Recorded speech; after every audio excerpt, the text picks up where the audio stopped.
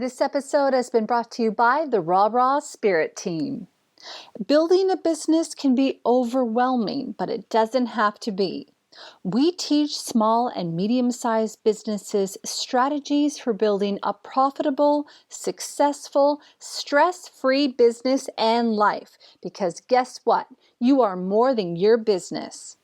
Through one-on-one training, online courses, and monthly guest experts, the Spirit Team is built on the principle of building each other up in business and in spirit. Try it for 14 days for free. Just head to rawconsulting.com and check out the Raw Spirit Team. Hey, it's Lauren here from the Raw podcast. So on the show today, I spoke with Sara Jones all about e-commerce and Google Ads. Sara actually gave a lot of really great advice. She talked about things to pay attention to in relation to setting up your e-commerce store, ways to stand out in terms of Google Ads, and whether or not you can get started on Google Ads on your own or if you need a professional. So it's all here. Sara and I had a fabulous chat from her home in the UK and mine in Australia. Enjoy the episode.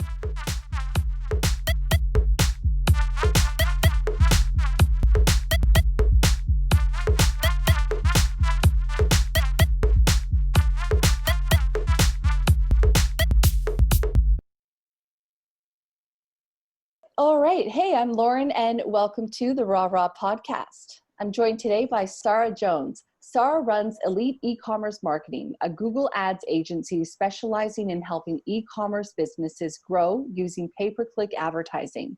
Sara has a background in accounting, but she has been in business since 2004 when she set up as an online shop selling wedding craft supplies. Her first experience with Google Ads came when she had to generate traffic for the new store, but at that time it was SEO that provided the majority of traffic to grow the business to 6 figures. Later though, in 2012, all that organic traffic disappeared overnight after a Google update, and it was time to embrace Google Ads again.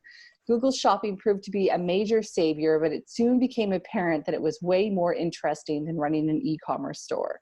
Fast forward to 2014, and Sara decided to embrace her passion for Google Ads and started offering it as a service to other store owners. The online store was finally closed in 2016. Sara joins me now from her home in the UK. Thank you so much for being on the show today. Thank you. I'm so happy to be here, Lauren. Thank you for inviting me. Well, I'm happy to have you on the show because it is very obvious that you are an expert. I mean, starting in 2004. So, I mean, the cool thing about podcasts is that they're evergreen. So it's difficult to know when somebody's going to actually listen to this. But as it currently stands, that's around 16 years ago now because we're recording this in July of 2020. So it's kind of amazing how things have changed. And, I love that, in your bio, we talked about things even changing overnight. Tell me a little bit more about your journey in your own words and, what first sort of got you interested in e-commerce and starting up your own online shop? Because at the time that might have been pretty cool and pretty new. Yeah, I mean, it was kind of, I suppose it was looking back, a new and exciting thing. But what happened was that my husband and I split up. I came back to the UK with 4 kids and just needed something to do to earn some extra money. And I've always been into crafts and all that kind of thing. I just finished a Open University on building websites. So I just thought, I'll sell some of my handmade cards. And I'll build a website because I couldn't go to markets because of the children. And so that's how I started it really. And it ended up selling the supplies to make the handmade cards and the favors and the wedding stationery and that kind of thing. That was back in 2004. So it was all a little bit, I was just learning it as I went along. It was, it was very raw and, but it works, I just kind of, if I didn't know something, I would find out how to do it and muddled my way through really. That's how I did it. Nowadays we kind of take advantage of the fact that you can just simply check out a YouTube tutorial and now you know how to do things, but back then if you were a trendsetter, it wasn't necessarily as easy. So, I definitely commend people like you who went, before everyone else, before we had these templates we could buy on Shopify, for example, to just kind of kickstart your store overnight. Yeah, it's pretty cool. So, after you Yeah. started getting involved in e-commerce, you ended up moving into Google Ads. So I do want to talk to you about that a little bit later in our conversation. But why don't we talk a bit about, what e-commerce is exactly? Its essence is the ability to be able to sell to people when you're sort of not having to be in person. So everything can be done digitally online. The payments are processed online. Everything is a remote transaction. So that essentially is e-commerce. And it covers your own website. It will cover Amazon, eBay, the whole spectrum, Etsy. It's a way of kind of opening up that commerce to such a wide audience because you're not limited to the geography that you're in. I love how you're talking about the fact that, e-commerce really does allow people to have an international business. And, that definitely helps, business owners, to take their businesses to the next level. Whereas with a brick and mortar store would definitely be more difficult. So, what do you think some of the benefits of having an online store are versus brick and mortar? And do you kind of, can you kind of speculate on your opinion as to whether or not you think we're going to start to see, a huge decline of brick and mortar stores, especially now through the whole COVID experience where everyone's online shopping more than probably ever? Well, I was just going to say, I mean, it's obvious what the advantages are when we've been through what we've been through for the last couple of months. So everybody that was just selling on the high street or in markets or just in person generally have suddenly found themselves with absolutely no way of selling, and there is a mad scrabble to try and get themselves set up so that they can sell online. And even if we sort of don't take that into account, apologies for the dog, there's just things like the overheads are lower. With my online shop, I did end up having a showroom because I was also selling bespoke wedding stationery. So I had a showroom and I had massive amount of space. But because it wasn't a high street shop, I didn't have massive overheads. It was just a lovely big room on a top floor above another shop, but I wasn't paying high street rates for it.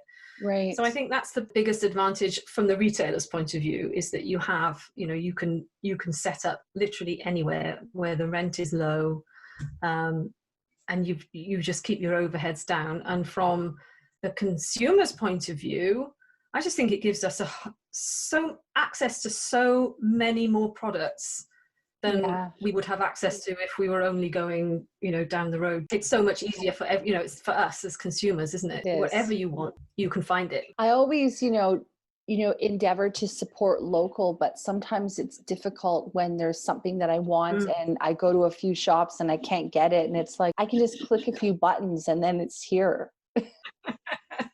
Depending on what market you're in, depending on what you're looking for, access to all that at your fingertips just really does, it saves time, which is also what people are in the habit of wanting to do, right? Time is the one precious commodity none of us can get back. Yeah. So there's so many, opportunities for people to set up their e-commerce shop. How do you recommend people figure out what platforms are best for them?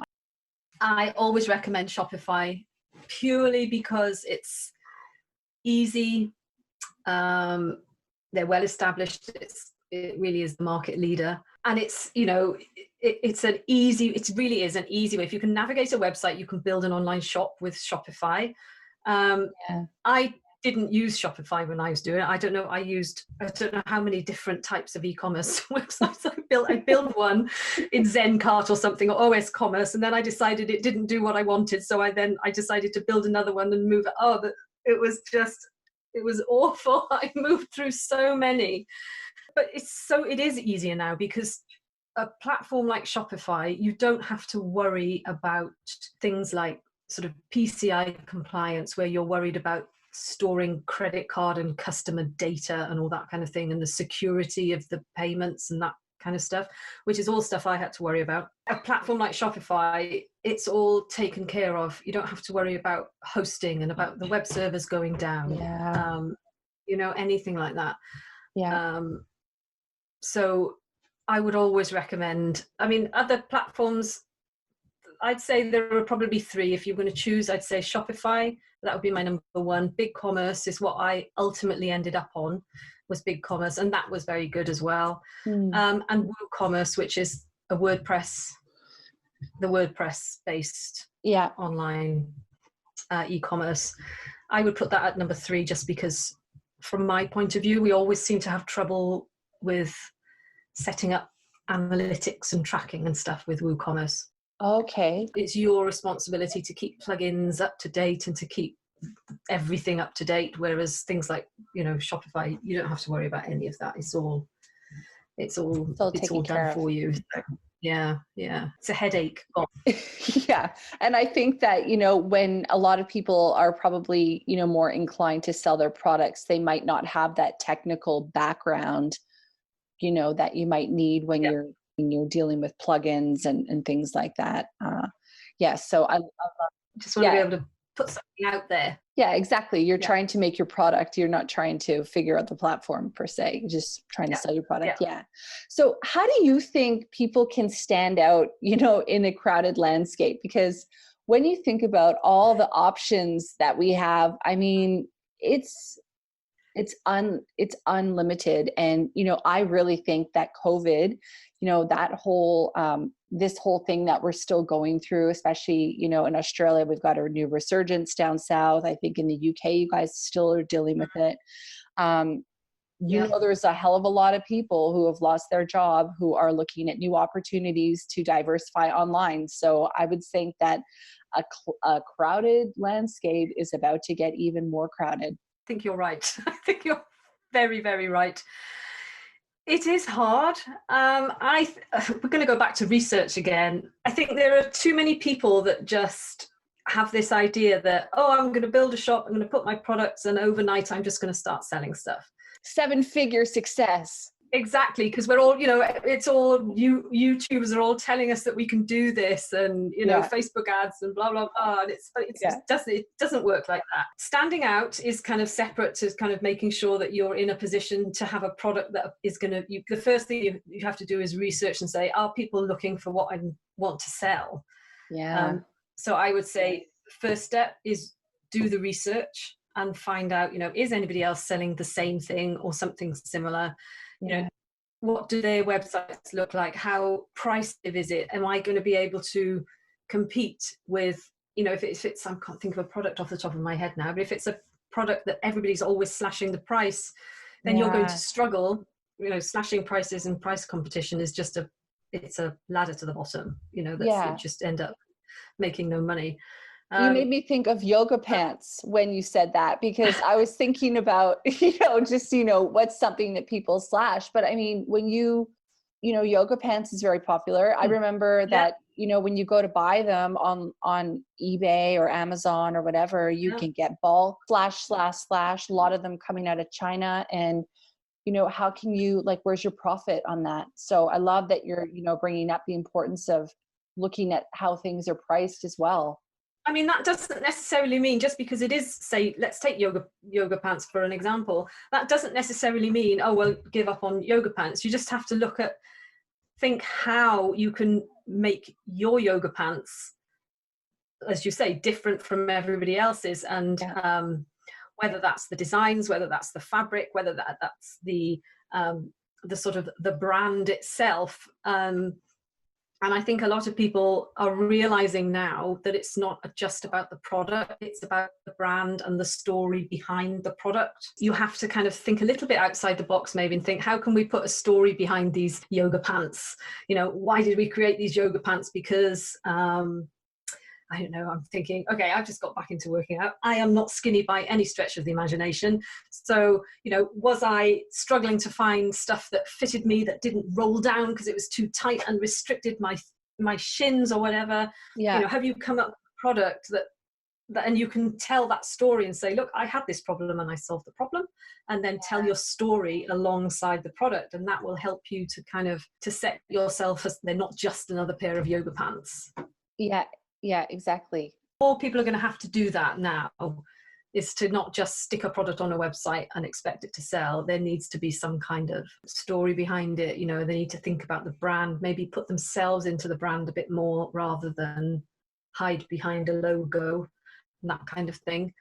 Yeah, because people do get behind brands with values. You know, I have this man, it's so not glamorous to talk about it, but it's so true. I'm in love with this toilet paper company that I buy from. So they're called Who Gives a Crap. And I love their marketing, and I love their values, and they give 50% of their profits. They donate to building toilets in other parts of the world. And they constantly are reminding you of all the good that you're doing by supporting them. And I want to be involved in being part of that story. And, you know, I love how you're bringing that, you know, that theme up, because, you know, that's what builds longevity, I would guess, for brands, is when you have your values, you make them clear to your customers, and you build relationships with your customers, right? Mm-hmm. Yeah, and then they feel as though they're part of something, part of a movement, part of a community. Somebody asked for a book recommendation in a Facebook group the other day. Oh, was it you? That was I think. me, actually. No. Yes, it was. And for Simon Sinek, let's start with why. And that's kind of what that was about. You know, Apple, it's not about the phone. It's about, or at least it possibly is now, but when they first started, it was more about what they stood for, what that Mac stood for, rather than just the computer. Yeah. I'm not saying it's easy. I mean, that's probably the hardest bit to do, is to try and get in touch with that side of things. Oh, of course. And it's not easy, but that's, you know, if it was, everyone would do it. I mean, that's the thing. I mean, I know we're sometimes sold a myth, I think, online with, you know, that you can take your business from 0 to 7 figures or 8 figures or whatever they're talking about now. But, you know, really you have to put the hard yards in, and you have to, you know, like you said, you have to do the research, and you have to think about what your customers want and what they value and what's important to them. So I do want to talk to you in a minute about, you know, how you can translate some of that stuff maybe into successful Google ads and what you've seen work well before. But before that, you know, just to kind of wrap up the conversation on e-commerce, you know, do you have any maybe do's and don'ts in relation to setting up your shop, or were there some big lessons that you kind of learned along the way, Sara, that you might be willing to share, especially if somebody at home is going, you know what, this is the day I'm going to do it. I'm going to start my own shop selling yoga pants. Probably the number one for e-commerce would be images, photographs. Yeah. High quality and original photographs. Yeah. So, you know, if you're selling your own unique product, obviously that's easy in air quotes here. If you know, if don't be tempted, if you're a reseller, to just use the supplier's photographs because everybody else is doing the same, and you goes back to wanting to stand out. You want to stand out. So high, you know, the best images that you can afford, and iPhones nowadays take good images, and you can get some good results with iPhones. So definitely iPhones. Take the time with the content of your website, so product titles and descriptions, that kind of thing. And this does kind of feed onto the Google Ads side and the SEO. But, you know, take the time. I see so many. I was on a website the other day, and what was I trying to buy? I can't remember. It was some kind of skin thing, and it just had no information about the product. And I just wanted to know a bit more about it, and what it did, and how it worked, and what you did with it. And there was nothing. Yeah. So make sure that you spend the time to add that content. Make sure it's really good content to tell people about your products. Yes, Sara, would you say that, you know, as soon as you make it too hard for your consumer, they just go, I'm good because I have other sites that ranked when I search for this product. Yep. Yeah. And, you know, I'm thinking about too, like when you're talking, you know, if the images aren't lining up and the content's not lining up, or it doesn't look good on your desktop or your mobile, depending on where you're looking at it, the minute it becomes slightly confusing or hard, you're out of there. We've become really impatient. You know, if the website doesn't load fast enough, I think isn't there a study? You've got like 2 seconds or 3 seconds, and if it's not there, you're out.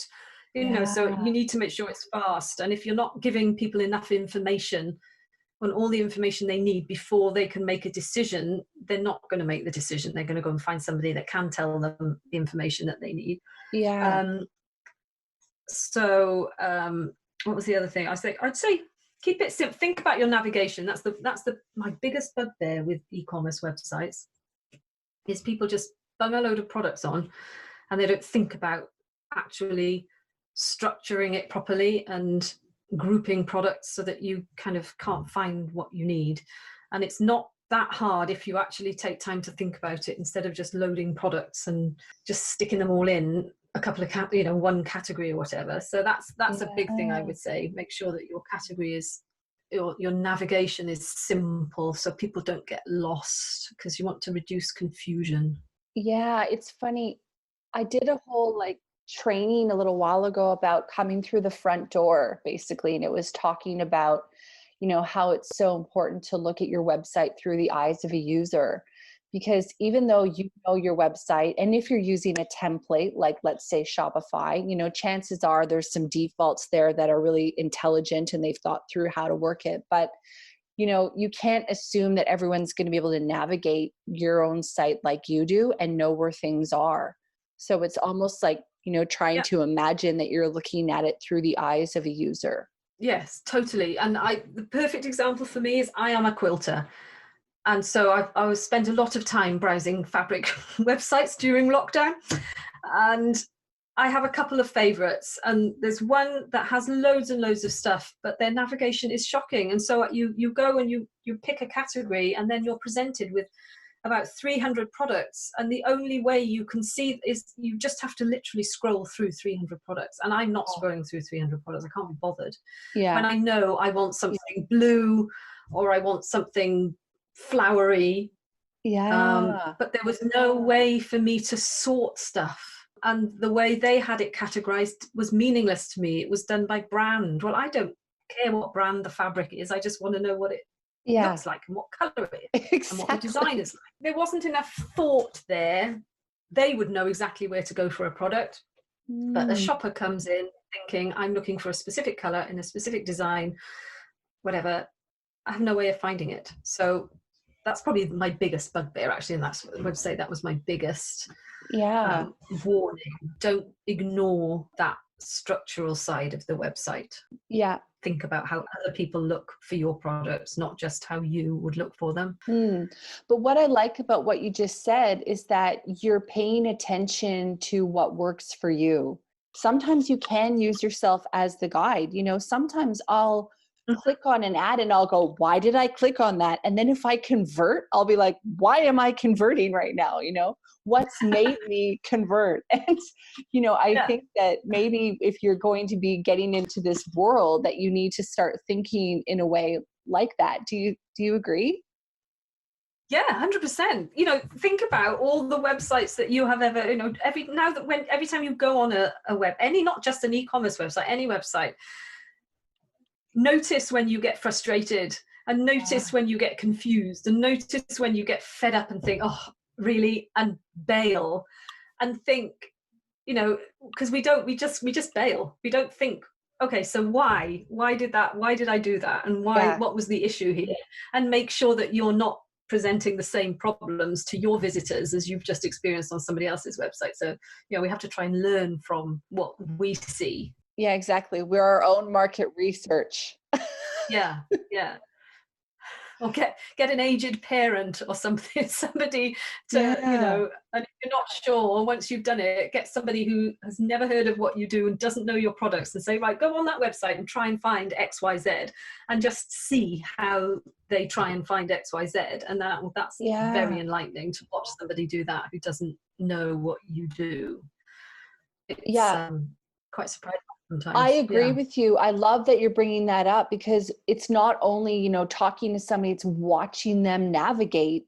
Watching them navigate is the most incredible thing ever, because you're just going, it's right there. Like, why aren't you seeing? And they're looking around, and I know, it's so funny, but it's just grab the mouse. It's like, it's just there.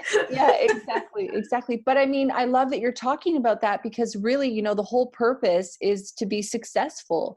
And so if you're not doing these small things, if you're not paying attention to the details, you're going to lose sales. If you're going to lose sales, then I'm sorry, but your business is probably not going to last, you know, the test of time, right? Yeah, you know, the most difficult part is to get that person to your website. So all your job is to keep them there for as long as possible. Yeah, so, exactly. you know, don't alienate them after 3 seconds. You know, do what you can and think about their experience when they get there. Yeah. Do you have any, do you have an opinion at all on, you know, I know that sometimes when you add things into people's shopping carts, you know, you can put your email in and then the shopping cart, and you don't have to check out, and then it can send you, hey, Lauren, did you forget the, you know, the 5 books in the shopping cart? Do you have any thoughts on that? You know, do you think that that's an effective selling method? Is that something that you would recommend people look into? 100%. Yes. 1,000%. So that's what we call abandoned cart email sequences. I think the stat is something like 67% of people abandon their carts, but a lot of those aren't abandoning them because they don't want to buy. They're just, I don't know, the doorbell rang, or they haven't got their wallet with them, the website doesn't take PayPal, or you know, there'll be however many reasons, you just get distracted. And so, yeah, those abandoned cart sequences are very, very effective at getting people to come back and complete their order. They work on me, you know, because I think, oh yeah, I haven't done that. And it is a reminder to come back. So yes, they are very effective and absolute must have as part of your sort of email marketing side of things. And Shopify does have a single abandoned cart email that you can set up that it will send one. Ideally, you want to send multiple ones over kind of the course of maybe a week or so. But even if you can just send that one from Shopify, it is a start, and it's at least that one little nudge that people might just be enough to get them over the finish line. Yeah. And do you normally recommend people have some kind of a discount, or do you think that that would get people in the habit of not converting right away? That's a very, very good point. And there is a lot of sort of, not data out there, but there's a lot of sort of talk about the fact that if you just chuck a discount at people all the time, it gets them to expect a discount. And I've got an example that I buy these superfood shake powder things from a company called Nutriseed. And I know that every now and then they'll do a 15% sale and a 20% off. So I'll never buy their products at full price, because I know I only have to wait a couple of weeks and there'll be a 15% sale. So we're training people to expect a discount. It can be a very effective tactic when it comes to converting abandoned carts. And we get in remarketing, which I guess we can come to when we're talking about Google Ads. It can be just a kind of a little incentive, maybe a small discount right at the end, not straight away, but maybe if they still haven't finished their purchase after maybe a couple of weeks, a week or 2 weeks, depending on what kind of products you sell, then maybe a little discount at that point will be enough to just tip them over the balance, tip them over the edge. But I wouldn't go straight out of the box with a 5 minutes after they abandon their cart, oh, here's a discount coupon. Don't train them to expect the discount every time. I love that. And I think that something could be said to for giving people almost a discount when they're a loyal customer. Maybe you look at it like that you've been building this relationship. Thank you, Sara, for always buying our products.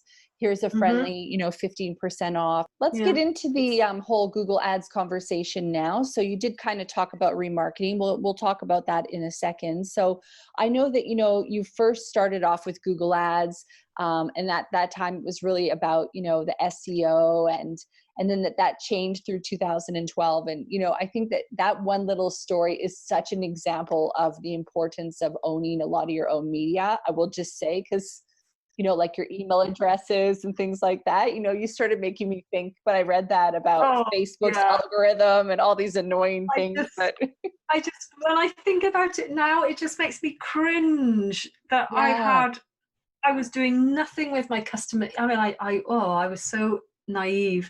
I had thousands of customer emails. I didn't do anything with them. It's just, I'm totally dependent on organic traffic. And then just overnight, I was like, well, what's happened? And it wasn't for a good 6 months till I realized what had actually happened. Right. So what kind of happened? I think the first big update, I think it was Penguin or Panda, these big updates they do, these SEO updates. And I haven't intentionally done anything naughty or anything like that. I'd researched and if you want to rank your website, you need keywords on your page, you need backlinks and blah, blah, blah. Yeah. And I'd obviously ended up with some backlinks from some sites that Google didn't like. They slapped me with this, or I assume they slapped me with this penalty, because overnight it just, boom, no traffic. Went from sort of 10 to 15 orders a day to being lucky if I had one. Wow. And just sitting there thinking, what's going on? It was dire. It was just, it was horrible. And I was too slow to react looking back. And that's a lesson, isn't it? You kind of think it'll be okay, and then a week goes by and another week goes by, and you're like, hang on a minute, this is not just a blip, this is what it is. It's I need to evolve. So that's why I thought, there's only one way I'm going to get traffic now, and that's pay for it, which of course then had its own issues because the cash flow had stopped. I just had to learn, as I hadn't been doing Google Ads. I started off doing some just to get me going. I just had to literally learn really, really fast and get some ads set up. And I didn't, if I'd known then what I know now, it would have been a completely different story. But I mean, even then, when I was such a noob, I was such a beginner. And even then I was, it did work and I was getting orders, not as profitable as it probably could have been if I'd actually known what I was doing a bit more. Yeah. But it was learning the hard way with your own money. Well, I feel like that's still happening, especially in the world of, social media. I will admit that I feel that there's a lot of conversations still around promoting social media, boosting Facebook, boosting on Instagram, But I feel kind of, and maybe this is just in my world, but that the talk around Google Ads has kind of gone down, and that social media ads have sort of taken its place. Do you think that that's also true, that it's not as popular, or do people just think that Google Ads is too expensive now? Well, no, it's not true. But I think what happens with so many people, Facebook ads, there's a lot of people out there saying, oh, look at me, I'm drop shipping, or I'm doing this, and I spent $50 on Facebook ads and I got $500 in sales and blah, blah, blah. Yeah. And there are fewer moving parts so Facebook's easier to get some ads going, and it's people can get success quite quickly on Facebook, and you don't have to do much. You just have to test a few audiences or test a few ads.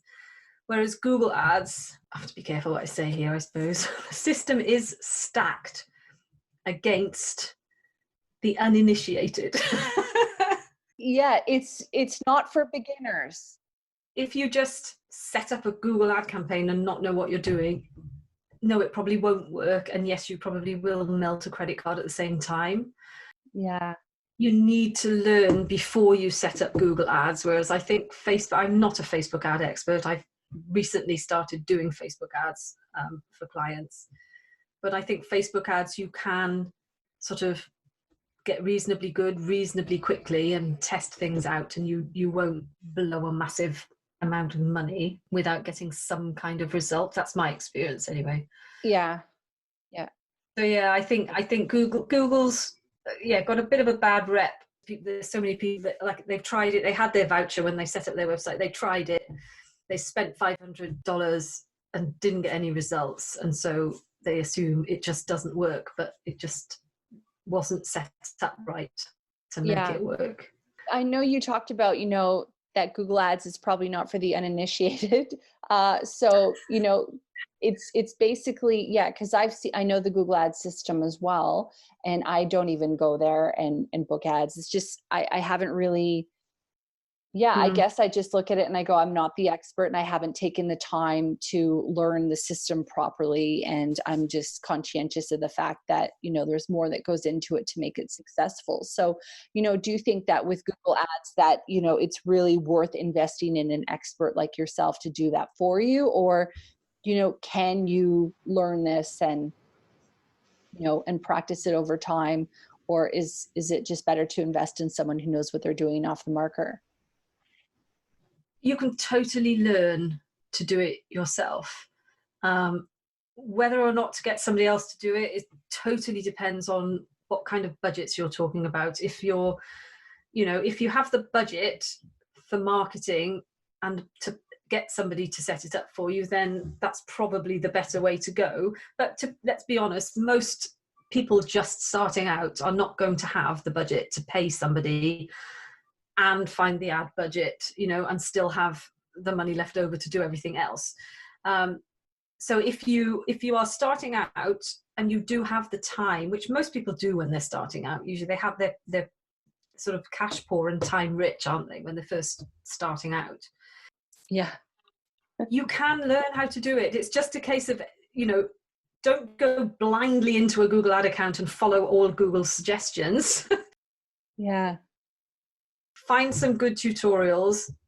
There's loads on YouTube, and just kind of be aware, learn the basics, and that will make a massive difference in the success that you can get. And there are lots of really good Facebook groups that you can join, full of really clever people who are more than happy to sort of answer questions and share advice.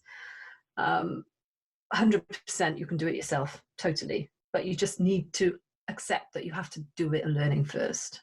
Yeah. Do you think that, primarily the campaigns that you've been working on in relation to Google Ads, are they mostly focused on driving traffic to, a site or a platform? Or are the ads also about, just branding, or about, actually trying to get people to convert? Or is it just a huge variety? The focus for me is always to get people to convert and to buy. We always will have a brand campaign, as in, if somebody's searching for your company by name, we'll always have an ad showing. Yeah.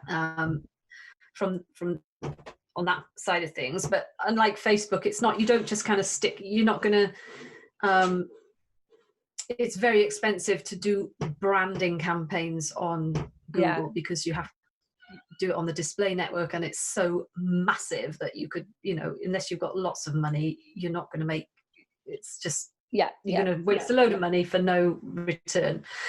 So everything I do is focused on getting people to buy when they get to that website. So whether that's Google Shopping, whether that's search campaigns, or like the remarketing campaigns, the focus is always the purchase, and we're always looking for the best return on investment that we can get for that ad spend.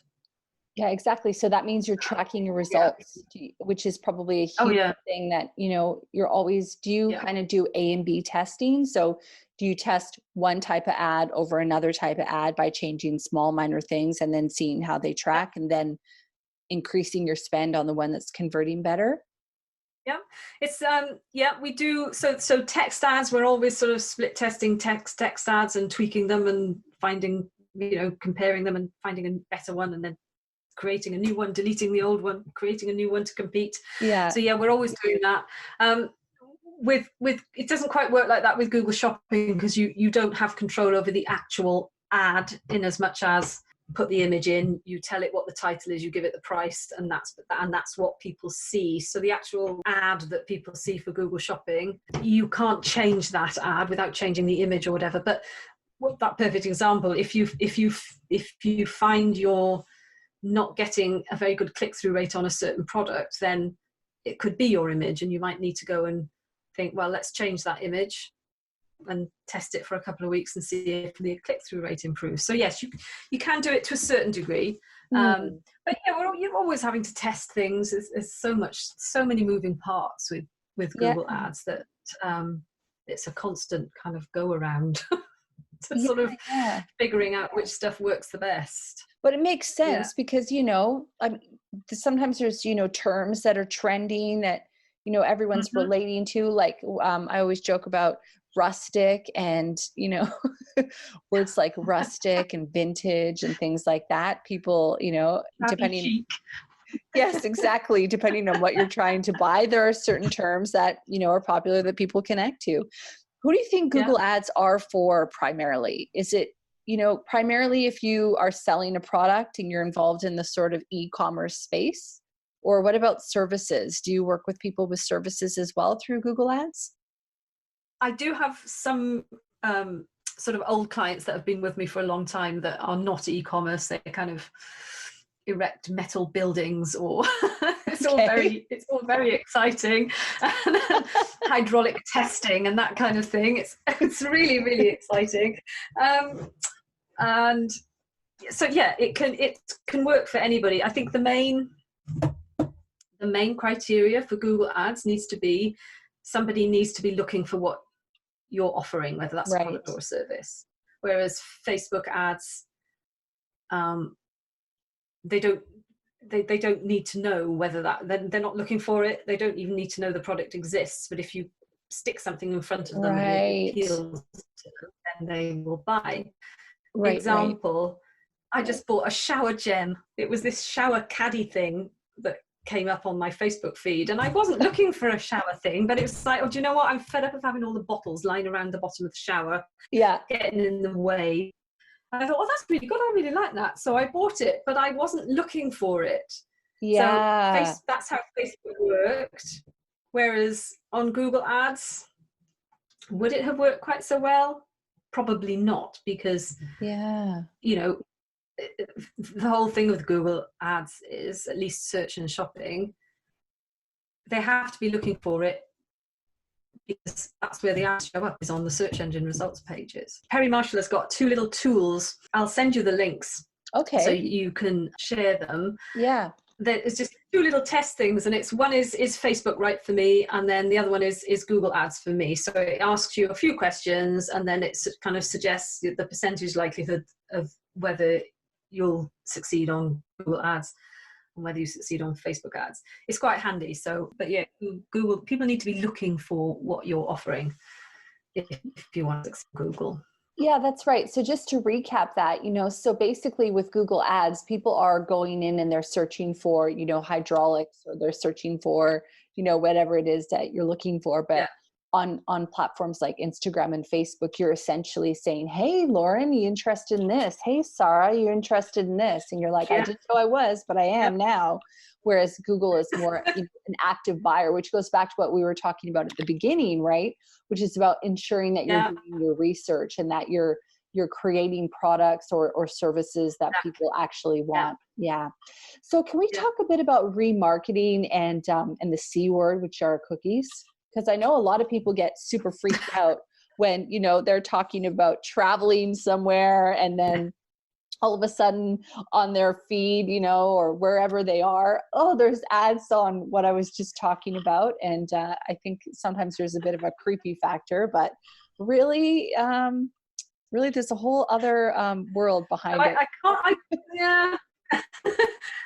I can't talk much to Facebook. I don't know whether Facebook really is listening to us and showing us ads, but I know on Google, remarketing is very straightforward, because if I visit your website, Lauren, Yeah. you can stick a little, the tracking, you can cookie me, and then you can show me an ad later down the line going, oh, hey, da, da, da, here we are. And then, so that's the essence of remarketing. Where it gets creepy is like, yes, when you're gone on a car insurance comparison website, and then all of a sudden you are seeing ads for car insurance or, similar stuff. But so Google does have a similar sort of interest-based audience system that Facebook have, where they do know, they look at your browser, they can see what you're browsing, they know whether you've suddenly started looking at holiday websites. And so as a marketer, we can target you based on the fact that you are currently interested at the moment, and they say it's a 2-week period. So sometime in the last 2 weeks, you have been researching holidays. So I can target you as if I sell holidays or holiday insurance or suitcases or something. Yeah.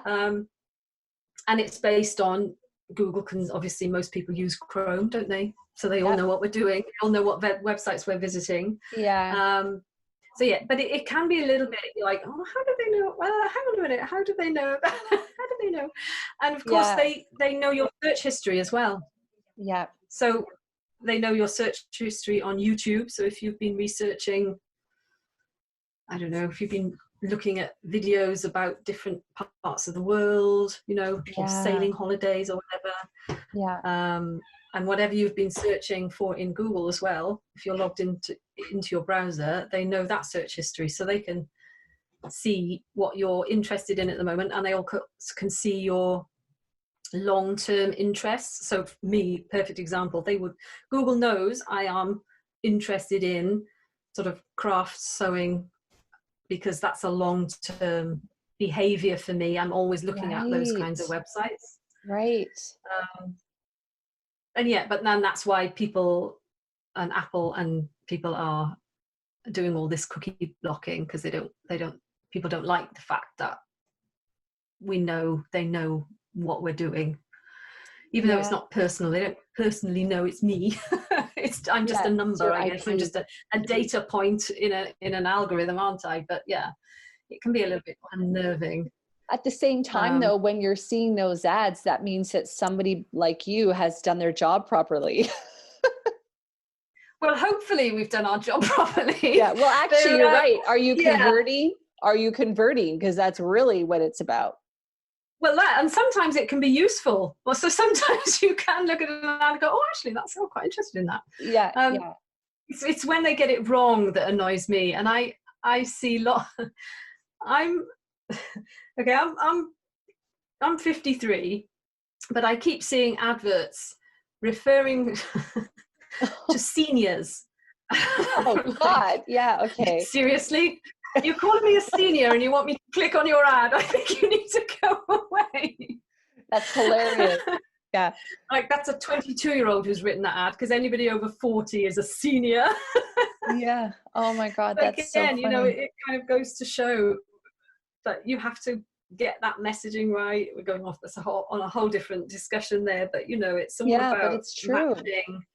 matching the audience with the message. And I don't identify as a senior. To me, a senior is at least 70.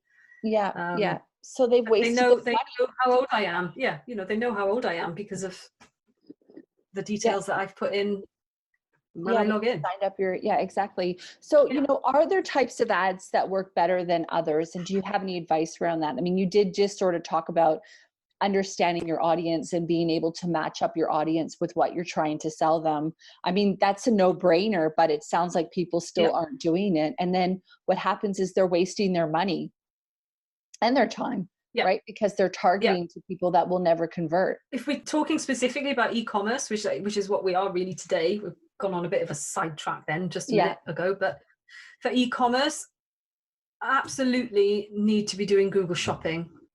And I would say, if you're starting out and you have a limited budget, you don't have a massive budget for ads, just do Google Shopping and then remarketing. Because Google Shopping, the clicks are cheaper.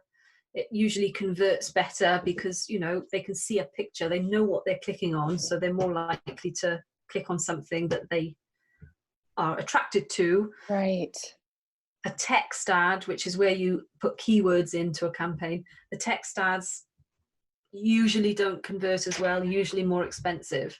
So yeah, for e-commerce sites, you need to start with Google Shopping, Okay. and then remarketing. And once you've got that all working and getting a good return, then you can kind of expand into some search, into keyword-based ads, once you've got a bit of data and you know what works then as well, you see. Yeah, So, I like that, because you're talking about, it's a long-term journey. It's not, you don't have to do everything right now. You don't have to get it all right now. You start slowly, you do your A&B testing, you tweak it, you see what's converting. And then as you get better at it, your budget will increase as well, which will help your return. That's right. Yeah. Once it starts being profitable, then you should really be willing to put as much in as you need to. If you're getting £6 back for every pound you put in, then there's no reason why you can't just keep putting more in while you're getting that return. So Yeah.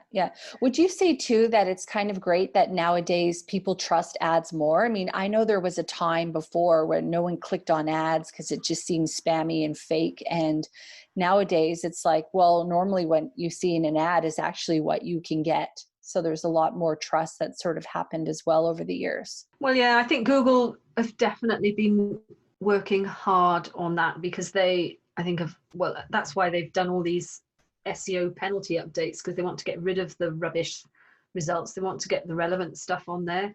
And the same with ads.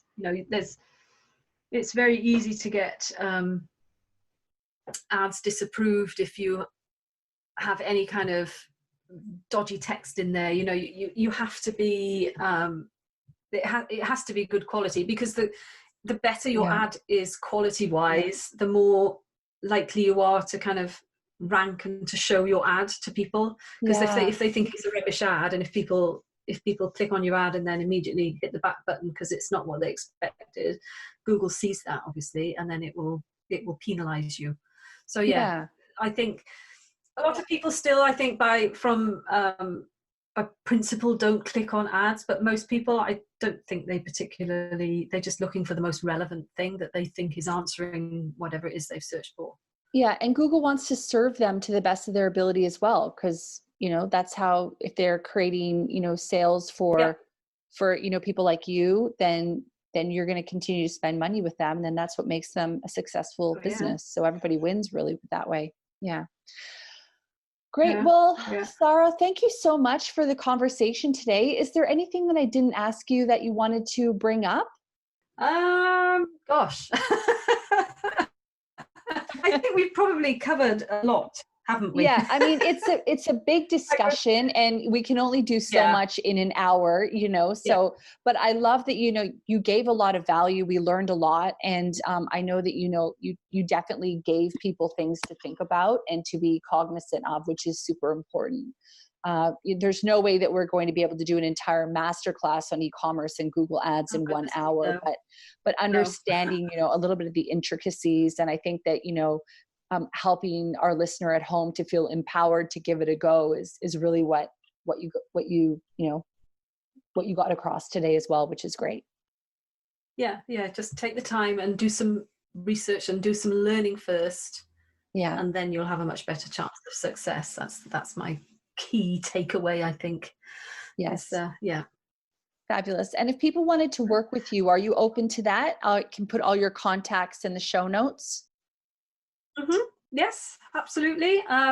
If anybody's sort of already using Google Ads and they maybe want to I do a free review of ad accounts if people want to. Perfect. Want to do that.